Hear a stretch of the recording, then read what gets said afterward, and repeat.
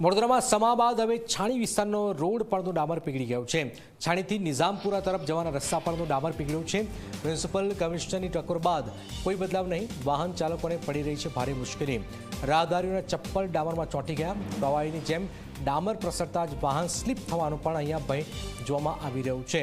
આપ જોઈ રહ્યા છો વડોદરામાં ગરમીના કારણે આ ડામર પીગળી ગયું છે।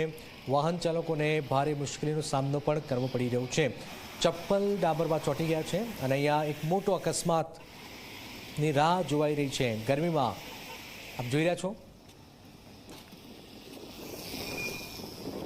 છાણી વિસ્તારનો બનાવ છે જ્યાં રોડ પરનો ડામર પીગળ્યો છે।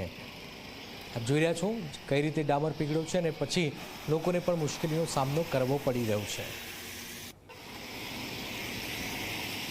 ગાડીની શું સ્થિતિ 10ની 15ની સ્પીડે તો 4 વ્હીલર આવે છે। 2 વ્હીલરના જુઓ શું છે, રેતી નાખીને છૂટા થઈ જાય બેચારા, ધીરે ધીરે આવે, કોઈ કશું કરવાવાળું ને ચાલુ રોડમાં કામ ચાલુ હોય છે। એ જ બધી પરિસ્થિતિ છે। પીગળે છે, ખાસું પીગળેલું છે જુઓ ને।